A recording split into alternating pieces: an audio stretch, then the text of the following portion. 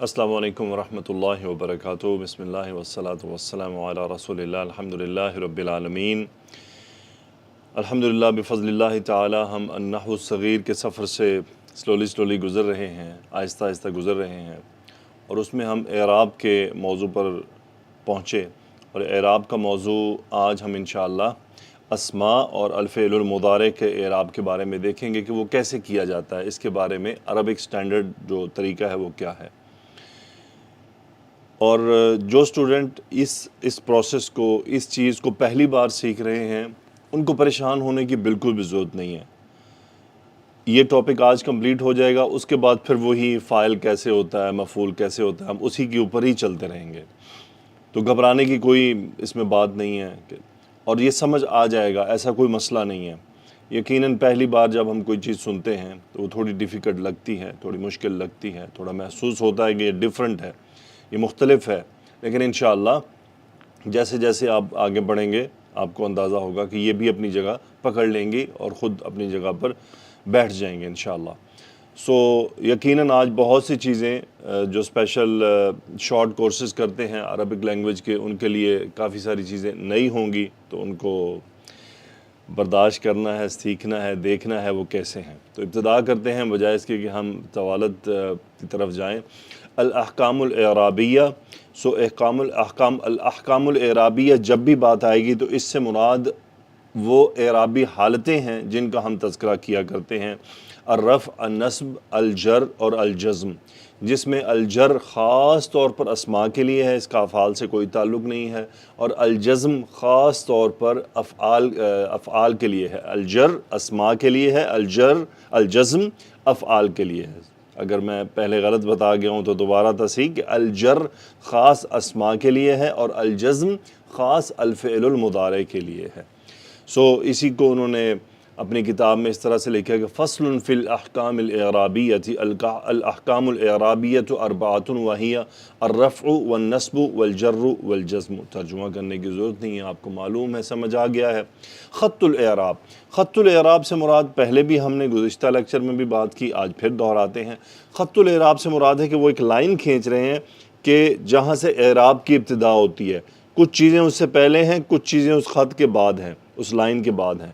تو انہوں نے پہلے تذکرہ کر دیا ہے کہ خط الاعراب سے جو پہلے کی چیزیں ہیں وہ کیا ہیں، یعنی قبلہ الکلمات التی لا تدخلها الاحکام الاعرابیہ، تو وہ کون سے تھے؟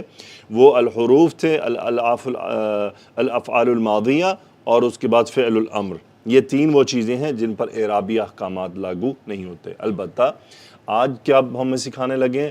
تقع بعدہ الکلمات التی تدخلها الاحکام الاعرابیہ، یعنی اب ہم ان کلمات کی بات کریں گے جن کے الاحکام الاعرابیہ ہوتے ہیں۔ وہ بیسیکلی دو حصوں میں ڈیوائیڈڈ ہیں، الاسماء اور الافعال المضارعہ۔ پھر اسماء بھی آگے دو طرح کے ہیں، یعنی معرب ہیں اور مبنی ہیں۔ تو یقیناً ہمیں سیکھنا ہے کہ معرب اسماء کا اعراب کیسے بیان کیا جاتا ہے اور مبنی اسماء کا اعراب کیسے بیان کیا جاتا ہے، دونوں میں مختلف ہے، ایک جملے کا ڈیفرنس ہے، ایک دو جملوں کا۔ اور الافعال المضارعہ اس میں بھی معرب بھی ہیں اور مبنی بھی ہیں، یہ بات ہم جانتے ہیں۔ اسماء میں ہم یہ دیکھ چکے ہیں کہ معرب اسماء کون سے ہیں؟ وہ اسماء جن کے آخری حرف کے جو شکل ہے وہ بدلتی ہے، یا اسم بھی بدل جاتا ہے، یعنی مسلمون، مسلمین، اوورال پوری شکل ہی بدل جاتی ہے۔ لیکن مبنی اسماء کون سے ہوتے ہیں؟ جن کی شکل نہیں بدلتی اور جو خاص کیٹیگریز میں ڈیوائیڈڈ ہیں۔ مثلاً اسماء ضمائر ہیں، الاسم الموصول ہے، الاسم الاشارہ ہے، اور اس کے بعد اسم الاستفہام ہے۔ یہ وہ اس طرح کے اسماء جو ہیں ان کی شکل نہیں بدلتی، وہ تینوں اعرابی حالتوں میں ایک ہی جیسے رہتے ہیں، اور یہ مبنی ہیں، یعنی کنسٹرکٹ ہی ایسے ہوئے ہیں۔ تو یہ خاص کیٹیگریز ہیں، کوئی پریشانی کی بات نہیں ہے، ہم ان کو جانتے ہیں۔ مختلف طرح کے ضمائر ہیں، رفع کی جگہ پر الگ ہیں، نصب کے الگ ہیں، تو ان کو ہم انشاءاللہ بھی دیکھتے ہیں۔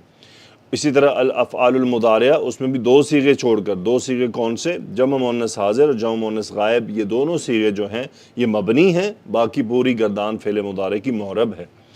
تو یہی بات انہوں نے کتاب میں اس طرح سے لکھی کہ وَتَقَعُ بَعْدَ خَطِّ الْإِعْرَابِ الْكَلِمَاتُ الَّتِي تَدْخُلُهَا الْأَحْكَامُ الْإِعْرَابِيَّةُ وَهِيَ الْأَسْمَاءُ وَالْأَفْعَالُ الْمُضَارِعَةُ وَلِإِعْرَابِهَا ثَلَاثَةُ أَرْكَانٍ ان کے اعراب کے بھی 3 ارکان ہوتے ہیں، اس کو ہم پھر اگلی سلائیڈ میں دیکھتے ہیں۔ الاسماء المعربہ یعنی جو معرب اسماء ہیں ان کا اعراب کیسے کیا جاتا ہے، یاد رکھ لیجئے ان کے بھی 3 ہی ارکان ہیں اعراب کرنے کے۔ پہلا بیان موقع الاسم، یعنی اسم کا جو جملے میں پوزیشن ہے ہم نے وہ لینا ہے۔ یعنی جب بھی آپ کے سامنے ایک عربک سینٹنس ہے، قرآن مجید کی آیت ہے، حدیث ہے، اس میں آپ کے سامنے آ گیا اسم، تو سب سے پہلے تو یہ کام ہے ایز اے طالب علم ہمارا کہ ہم اسم، فعل اور حرف کو پہچان پائیں، یعنی ہم اس کا فرق کر سکیں کون سا اسم ہے، کون سا فعل ہے، کون سا حرف ہے۔ ہم یہ فرق کر سکیں گے تو ہی ہم آگے بڑھ سکتے ہیں۔ تو جب ہمارے سامنے ایک چیز آ گئی کہ یہ اسم ہے تو پھر ہم کیا کریں گے، اس کا اعراب کیسے ہوگا۔ پہلا جو پوائنٹ ہے وہ کیا ہے، بیان موقع الاسم، ہم نے سب سے پہلے اس اسم کا اس جملے میں موقع بیان کرنا۔ موقع سے مراد کیا ہے، مبتدا ہے، خبر ہے، فاعل ہے، مفعول ہے، حال ہے، مضاف ہے، مضاف الیہ ہے، کیا ہے، تو وہ بیان کرنا ہوتا ہے۔ دوسرا کیا کرنا ہوتا ہے، بیان حکمہ الاعرابی، یعنی اس کی اعرابی حالت بیان کرنی ہوتی ہے۔ تیسرا پھر ہم نے اس کی علامت بیان کرنی ہوتی ہے، بیان الحرکہ، یعنی اگر میں نے کسی اسم کو مرفوع کہا ہے تو اس کی کیا علامت ہے، میں نے کیسے پہچانا کہ یہ مرفوع ہے، کیونکہ عربک لینگویج میں سٹینڈرڈ علامات ہیں جو میں آپ کو آج ہی تمام اسماء کی دکھاؤں گا انشاءاللہ۔ مثلا جملہ ہے زید عالم فی المدرسۃ، اب اس جملے میں ہم اسم کے اعراب کو دیکھتے ہیں، فی کو چھوڑ کر، فی حرف ہے، اس کو ہم گزشتہ لیکچر میں کر چکے ہیں۔ اب زیدن کا اعراب ہونے لگا ہے، بیان موقع الاسم، جملہ اسمیہ ہے، مبتدا، بات ختم، یہ مبتدا ہے۔ دوسرا بیان حکمہ الاعرابی، مرفوع، چونکہ مرفوع ہے نظر آ رہا ہے۔ پھر بیان الحرکہ، یعنی کیا علامت ہے، اس کا عربک لینگویج میں سٹینڈرڈ یہ ہے، علامت رفعہ ضمہ، یعنی اس کے رفع ہونے کی علامت ضمہ ہے۔ ضمہ کیا ہے، یہ جو آخر پر یہ جو آپ کو 2 پیج تنوین نظر آ رہی ہے، یہ اس کی علامت ہے مرفوع ہونے کی۔ اگلا اسم لیتے ہیں عالم خبر مرفوع علامت رفعہ الضمہ، یہ ہے پہلے بیان موقع الاسم، یعنی اس کا ہم نے جملے میں مقام بیان کرنا ہے، پھر ہم نے اس کا اعراب بیان کرنا ہے، پھر اعراب کی علامت بیان کرنی ہے کہ یہ کیسے پتہ چلا ہمیں۔ مثلا فی المدرسہ تھی، متعلق بالخبر، جار اور مجرور مل کر، مجرور علامت جرہ الکسرہ، یعنی اس کے مجرور ہونے کی علامت کیا ہے، کسرہ ہے۔ یہی چیز انہوں نے اپنے کتاب میں بیان فرمائی ہے۔ اب ہم آگے چلتے ہیں، پھر کتاب کی بات کو بعد میں دیکھتے ہیں۔ الاسماء المبنیہ، یعنی اب مبنی اسماء جو ہیں ان کا اعراب کیسے بیان کیا جاتا ہے، اس کی بھی ہم اگزامپل لے لیتے ہیں۔ اس کا بھی یہی ہے، بیان موقع الاسم، بیان حکمہ الاعرابی، بیان الحرکہ۔ جملہ ہے انا نحن ذاہبون الیہ، انا نحن ذاہبون الیہ، جملہ ہے، ایک جملہ بنایا، اس پہ انا تو حرف تاکید ہے، تو ہم نے چونکہ اسم مبنی دیکھنا ہے۔ مبنی اسماء کون سے ہیں، پہلے تو یہ دیکھ لیں ہم۔ اس میں جو نا ضمیر ہے یہ مبنی اسم ہے، نحن یہ مبنی اسم ہے، الیہ میں ہا ضمیر یہ مبنی اسم ہے، تو یہ 3 مبنی اسماء ہیں اس میں، اور ذاہبون معرب ہے اور انا حرف ہے۔ سب سے پہلے تو یہ کام ہمیں ایز اے طالب علم کرنا ہوتا ہے کہ ہم ان کو سیگریگیٹ کر لیں۔ اب انا میں جو نا ہے اس کا مقام کیا ہے، اسم انا۔ اب ہم کہیں گے فی محل نصب، یعنی جو نا ضمیر انا کے ساتھ اٹیچ ہوئی ہے یہ فی محل نصب ہے، یہ منصوب نہیں ہے، یہ فی محل نصب ہے، کیونکہ جو ہی ہم اس کو اگر منصوب کہہ دیں گے تو پھر ہمیں پروو کرنا ہے کہ وہ منصوب ہونے کی علامت کیا ہے، اور اس کی کوئی علامت نہیں ہے، کیونکہ منصوب، مرفوع، مجرور علامات بدلتی ہیں، اس کی تو کوئی علامت نہیں بدلتی۔ یہ نا رفع میں بھی نا ہے، اور یہ نصب کی جگہ پر بھی نا ہے، اور یہ جر کی جگہ پر بھی نا، مثلا ذہب نا، اب نا وہاں پر یہ مرفوع رفع کی جگہ پر ہے۔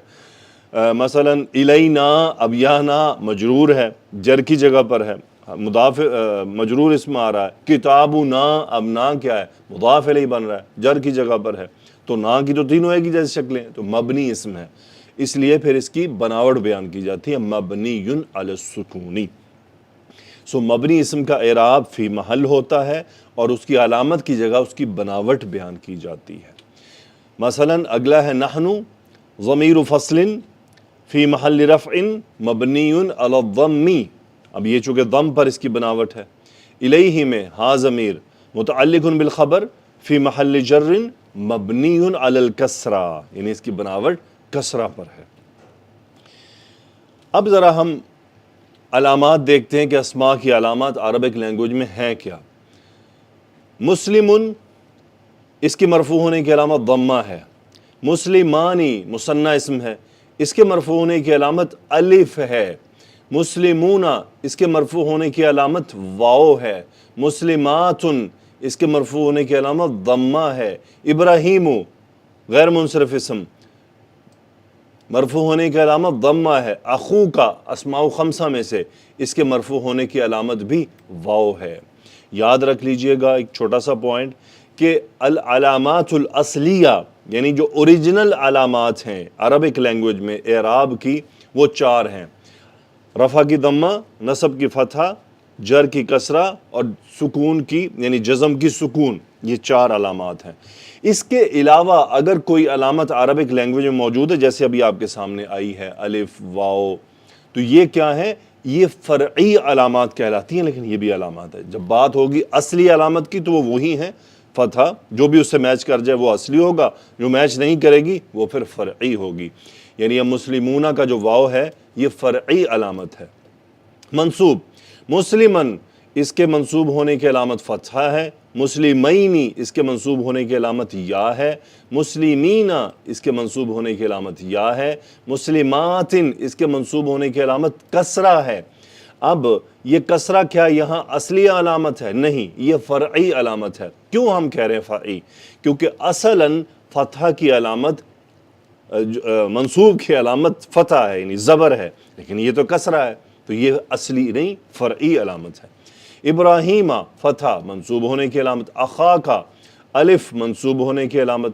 کیا یہ الف علامت اصلی ہے یا فرعی ہے؟ یہ فرعی ہے، کیونکہ اصلی تو فتح ہوتا ہے نصب میں۔ اب آتے ہیں مجرور اسماء کی علامت۔ مسلمن، کسرہ اس کی علامت ہے۔ مسلمینی، یا اس کی علامت ہے۔ مسلمینہ، اس کی بھی یا علامت ہے۔ مسلمات، یہاں پر کسرہ علامت ہے۔ تو کیا یہ کسرہ علامت یہاں اس اسم کے لیے، جمع مذکر سالم کے لیے، اصلی ہے یا فرعی ہے؟ جواب ہوگا اصلی ہے، کیونکہ یہ میچ کر رہی ہے اصل سے۔ ابراہیمہ، اس کے مجرور ہونے کی علامت فتحہ ہے، چونکہ غیر منصرف اسم ہے۔ تو سوال ہوگا اگر کہ کیا یہ علامت اس کی فتحہ مجرور ہونے کی اصلی ہے یا فرعی ہے؟ تو جواب ہوگا فرعی ہے، کیونکہ اصلی تو کسرہ ہوتی ہے۔ اخیکہ، اس کے مجرور ہونے کی علامت یا ہے، جو کہ فرعی علامت ہے۔ تو یہ ہیں علامات الاعراب۔ یہاں پر اسی طرح انہوں نے اپنی کتاب میں بات کی ہے کہ فصل فی علامات الاعراب وهي الضمة للرفع والفتحة للنصب والكسرة للجر والسکون للجزم، یہ علامات الاعراب ہے۔ اب آتے ہیں ہم الافعال المضارعہ کا اعراب کیسے ہوتا ہے۔ اس کے بھی وہی تین ارکان ہیں۔ یہاں پر بیان موقع الاسم نہیں، بلکہ ہم یہاں پر کہیں گے بیان الفعل المضارع۔ تو یہاں پر کیا ہوگا؟ بیان الفعل المضارع، تو ہم اس کو بتا دیں، یعنی یہاں پر جواب یہ ہوگا کہ یہ فعل مضارع ہے۔ مثلا اگزامپل ہے یذهب، ہم کہیں گے الفعل المضارع، یعنی فعل مضارع ہے۔ لیکن اگر مجہول ہوگا تو پھر اس میں ہمیں تھوڑا سا اضافہ کرنے کا پڑے گا، الفعل المضارع مبنی للمجہول، یہ اضافہ ہوتا ہے۔ الفعل المضارع بیان حکمہ الاعرابی مرفوع، مرفوع ہے، رفع ہونے کی علامت کیا ہے؟ ضمہ، علامت رفعہ الضمہ۔ مثلا یذهب الفعل المضارع منصوب وعلامت نصبه الفتحہ۔ مثلا یذهب الفعل المضارع مجزوم وعلامت جزمه السکون۔ ہمیشہ فعل مضارع کا اعراب جب بھی دیکھنا ہوگا وہ ہم دیکھیں گے جو لام کلمہ ہے، یعنی فا دال ہے، عین ہا ہے، اور لام کلمہ یہ با ہے۔ لیکن جہاں پہ جمع جو ہمارے جو مثنیٰ کے صیغہ ہیں اور جو جمع مذکر کے صیغہ ہیں، ان کے اندر علامات الاعراب اور ہیں، جو بھی میں آپ کو دکھاؤں گا۔ کہاں سے پتہ چلے گا کہ وہ مرفوع ہے؟ یہی بات انہوں نے اپنی کتاب میں لکھی ہے، جو میں بار بار آپ کے سامنے واضح کر رہا ہوں۔ الافعال المضارعہ المبنیہ مثلا جملہ ہے یذهبنا، یعنی وہ گئیں، وہ جا رہی ہیں یا جائیں گی. اب اس کا اعراب کیا ہوگا؟ پہلے کہیں گے الفعل المضارع، پھر بیان حکمہ الاعرابی فی محل رفع. ہم یذهبنا کو فی محل رفع کہہ رہے ہیں. کیوں کہہ رہے ہیں؟ کیونکہ یذهبنا کو مرفوع کی علامت نہیں دی جا سکتی. کیوں؟ کیونکہ اس میں جو با کلمہ ہے یہ ساکن ہے، اور نون النسوہ فاعل موجود ہے، تو ہمارے پاس کوئی آپشن نہیں ہے کہ ہم یہاں اسے کوئی اعرابی علامت دے سکیں. تو جب ہم کسی کو کوئی اعرابی علامت نہ دے سکیں تو وہ پھر مبنی ہوتا ہے. تو یہ فعل مضارع اسی لیے مبنی ہے. باقی گردان کے جو 12 صیغے ہیں ان میں علامات موجود ہیں، یعنی مثنیٰ والوں میں نون موجود ہے، جمع مذکر غائب اور حاضر میں نون موجود ہے، اور جو باقی صیغے ہیں ان کے آخر پر ضمہ موجود ہے. لیکن یہ 2 پوائنٹ ایسے ہیں جہاں پر یذهبنا اور تذهبنا، یہاں پر ہمارے پاس اعراب دینے کا آپشن ہی نہیں ہے، اس لیے یہ مبنی بن جاتے ہیں. تو کیا کہیں گے؟ مبنی علی السکون، لام کلمہ ساکن ہے. لن یذهبنا الفعل المضارع فی محل نصب مبنی علی السکون. الفعل المضارع لم یذهبنا فی محل جزم، اب یا کہیں گے فی محل جزم مبنی علی السکون. تو اس طرح سے فعل مضارع مبنی کا اعراب ہوتا ہے. اب ہم گردان میں دیکھتے ہیں کہ کیا کیا ہے. دیکھیں مرفوع یذهبو، اس کے رفع ہونے کی علامت ضمہ. یذهبانی، اس کے مرفوع ہونے کی علامت نون، یعنی مثنیٰ کے سارے صیغے یذهبانی تذهبانی تذهبانی تذهبانی. اور یذهبون تذهبون، اس میں بھی نون رفع ہونے کی علامت. تذهبین میں بھی نون اس کے رفع ہونے کی علامت. منصوب کی علامت کیا ہے؟ کیسے پتہ چلے گا کہ فعل مضارع منصوب ہے؟ دیکھیں یذهب، اذهب، نذهب، تذهب، یہ وہ صیغے ہیں جن کے اندر ہم آخر میں فتح دیکھیں گے تو فتح اس کے منصوب ہونے کی علامت ہے. لیکن مثنیٰ کے 4 صیغے اور دونوں جمع مذکر کے صیغے اور ایک واحد مؤنث حاضر کا صیغہ، یہ 7 صیغے، یہاں پر نون کو ڈراپ کرنا اس کے منصوب ہونے کی علامت ہوگی. یعنی تذهبا، یذهبا، یذهبا، یذهبا، تذهبی، یذهبو، تذهبو. اسی طرح مجزوم کی بھی یہی علامات ہیں جو مثنیٰ اور جمع مذکر حاضر کے صیغوں کی ہیں، البتہ جو اس کے علاوہ ہیں جیسے یذهب، تذهب، اذهب، نذهب، تذهب، اس کا کیا ہے؟ سکون علامت ہے. تو جو مثنیٰ کے جو نون ڈراپ ہونا ہے وہ منصوب اور مجزوم ہونے کی علامتیں ہیں، اور جمع مذکر حاضر اور غائب کے جو نون ڈراپ ہوتے ہیں وہ بھی منصوب اور مجزوم ہونے کی علامت ہے، اور واحد مؤنث حاضر کا بھی جو نون ڈراپ ہوتا ہے وہ اس کے مجزوم ہونے کی اور منصوب ہونے کی علامت ہے. آگے وہ بیان کرتے ہیں ایگزامپل، جیسے انہوں نے ایگزامپل لی ہے ینصر المسلم الحق کا. اب اس کا اعراب کیسے ہوگا؟ ینصر فعل المضارع مرفوع وعلامت رفعہ الضمہ، المسلم فاعل مرفوع وعلامت رفعہ الضمہ، الحق المفعول به منصوب وعلامت نصبہ الفتحہ. اس طرح سے یعنی اسماء کا اعراب بھی ہو گیا، فعل مضارع کا بھی ہو گیا. اب ہم آگے دیکھتے ہیں، انہوں نے ایک اور ایگزامپل دی ہے جس کے اندر انہوں نے مبنی اسماء کو لیا ہے. مثلا جملہ ہے ہؤلاء یکرمن ھذا. اب اس میں کیا ہے؟ ہؤلاء، اب پہلے کلمات الگ کر لیں. ہؤلاء ایک کلمہ ہے، یکرم فعل ہے، نون اس کا فاعل ہے، تو یہ کتنے کلمات ہو گئے؟ 1 2 3 اور ھذا 4 کلمات ہو گئے. بظاہر ہمیں 3 نظر آ رہے ہیں لیکن اصلاً یہ 4 کلمات ہیں. اب اعراب کیا ہوگا؟ ہؤلاء مبتدا فی محل رفع. کیوں فی محل رفع کا؟ چونکہ یہ مبنی اسم ہے، اس لیے فی محلی پر چلے گئے ہم. جب جو ہی فی محلی پر گئے تو ہم کیا کہیں گے؟ مبنی علی السکون. یکرمنا فعل المضارع، یکرم فعل مضارع مبنی علی السکون. مبنی کیوں؟ کیونکہ یہ فعل مضارع مبنی ہے اور یہ جمع مؤنث غائب کا صیغہ ہے اور مبنی ہے، اس لیے ہم نے کہا فی محل رفع. نون فاعل فی محل رفع مبنی علی الفتح، ھذا المفعول به فی محل نصب مبنی علی السکون.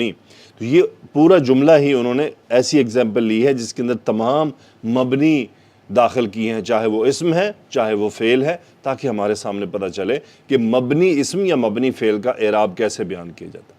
تو جب بھی مبنی فعل ہو یا مبنی اسم ہو، بیان الحرکہ مبنی علی السکون الفتح جو بھی آئے گا، اور اعراب کیا ہوگا؟ فی محلی ہوگا اس کے اندر۔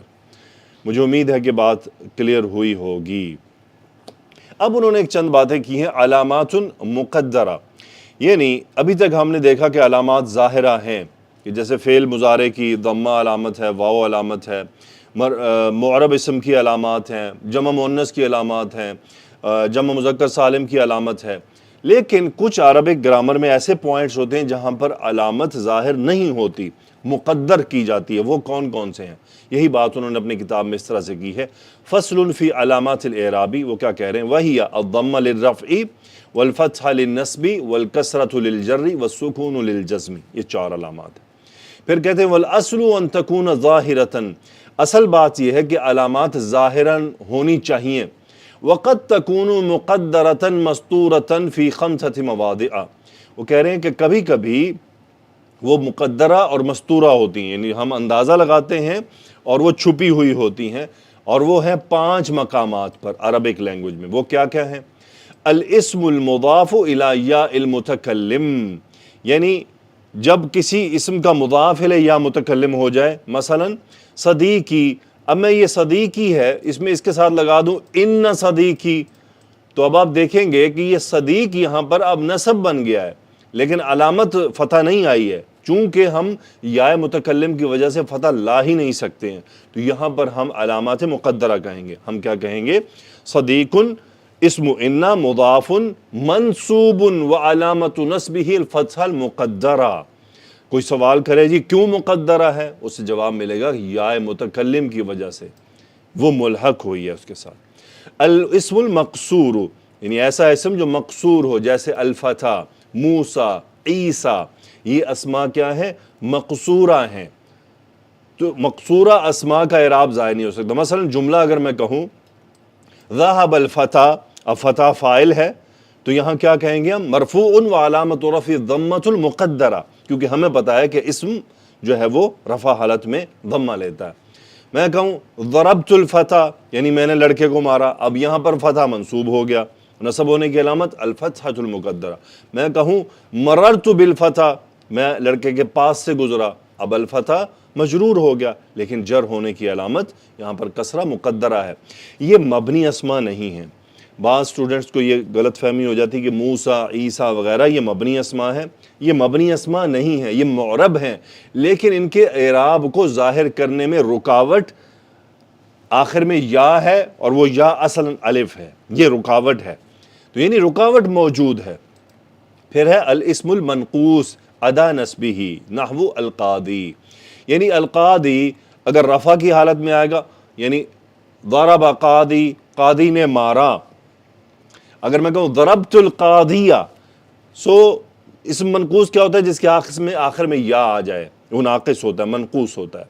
سو منقوص اسم نصب حالت میں فتح کی علامت لے لیتا ہے، لیکن جر اور رفع میں علامت ظاہر نہیں کرتا، تو علامت مقدرہ ہوتی ہیں۔ چوتھا کیا ہے؟ المضارع المختوم بألف عدا جزمہ یخشا، یعنی یخشا رفع حالت میں اس کا علامت مقدرہ ہوگی۔ ہم اصل میں کیا تھا؟ یخشیو، تو ہم نے وہ ضمہ ڈراپ کر دیا ثقیل ہونے کی وجہ سے۔ سو یہاں پر اصل میں تو ضمہ ہے، تو ہمیں پتہ ہے، تو یہی وہ کہہ رہے ہیں کہ نصب میں تو ہو جائے گا یخشایا، لیکن جو جزم ہے اس کی یا ہی ڈراپ ہو جاتی ہے، اس لیے انہوں نے یہ کہا کہ ادا جزمی ہی، وہاں پہ چونکہ مثلا یخشا لم یخشا، اب وہاں یا ہی ڈراپ ہو جائے گا، تو اس کی علامت بیان ہوتی ہے کہ یخشا فعل مجزوم وعلامت جزمہ حذف حرف العلہ، اس کی چونکہ الگ علامت ہے۔ المضارع المختوم بواو او یاء عدا نصبہ وجزمہ نحو یدعو ویصلی، یدعو یدعوا، اب یدعوا میں واو پر زبر ظاہر ہوتی ہے، اور یصلیہ۔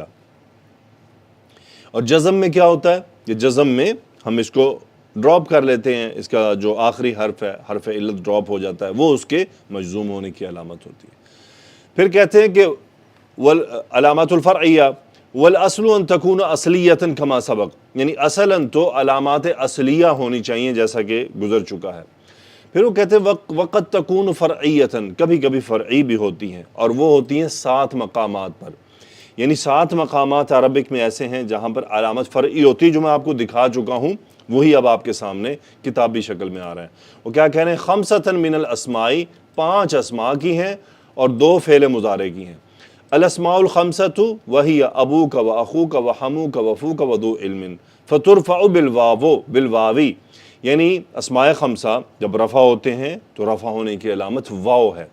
وتنصب بالالف، اور الف ہوتی ہے اس کی علامت نصب، یعنی ابا کا، خا کا، حما کا، فا کا، ذا علم۔ وتجر بالیاء، مثلا ابی کا، اخی کا، حمی کا، فی کا، ذی علم۔ تو یہ انہوں نے اگزامپل دی، نحو کان ابو محمد ذا فضل علی اخی کا، یعنی انہوں نے کتنی پیاری اگزامپل دی ہے کہ اس میں ساری سب کو ہی داخل کر دیا ہے۔ ابو کے رفع ہونے کی علامت واو، ذا کے نصب ہونے کی علامت الف، اخی کی جر ہونے کی علامت کیا ہے؟ یا، یعنی مجرور ہونے۔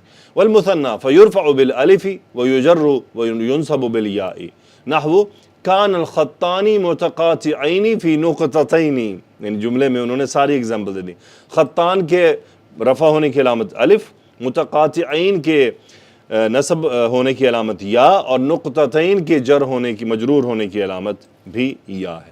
وجمع المذکر السالم فیرفع بالواو، یعنی واو کے ذریعے اس کو رفع کیا جاتا ہے، ویجر وینصب بالیاء، نحو کان المدیرون مجتمعین بالمشرفین، یہ بھی جملہ انہوں نے اچھا منتخب کیا۔ المدیرون کے رفع ہونے کی علامت واو، مجتمعین کے نصب ہونے کی علامت یا، المشرفین کے مجرور ہونے کی علامت بھی یا ہے۔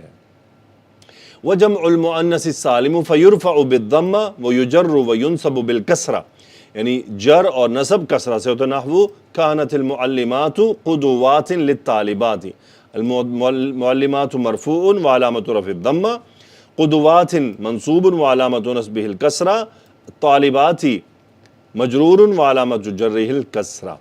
والاسم الممنوع من الصرف فیرفع بالضمہ وینصب ویجر بالفتحہ، نحو یضیء ابراہیم مصابیح جمیلۃ فی مساجد کثیرۃ۔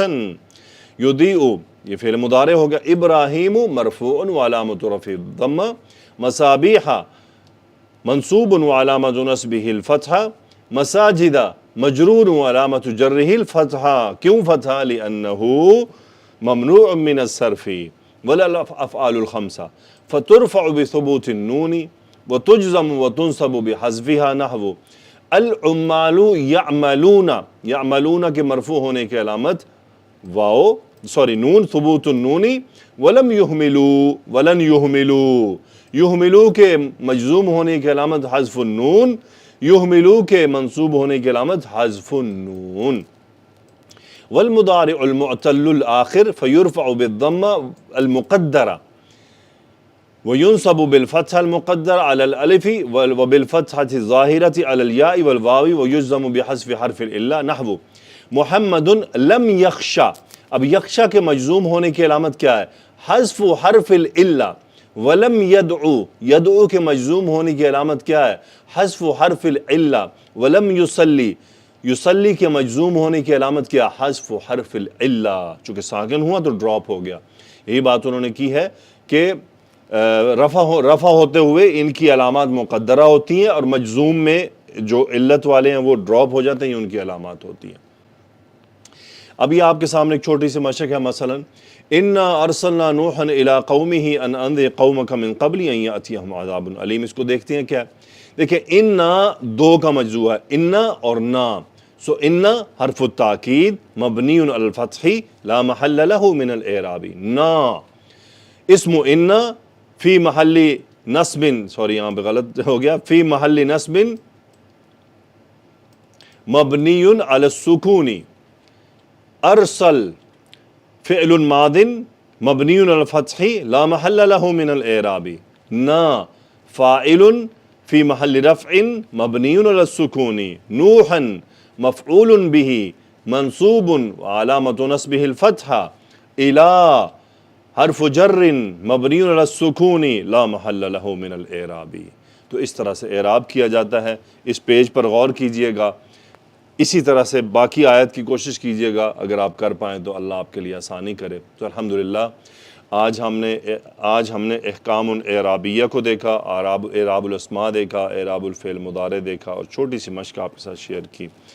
اللہ سبحانہ و تعالی ہمیں اس سفر کو جاری رکھنے کی توفیق عطا فرمائے۔ السلام علیکم ورحمۃ اللہ وبرکاتہ۔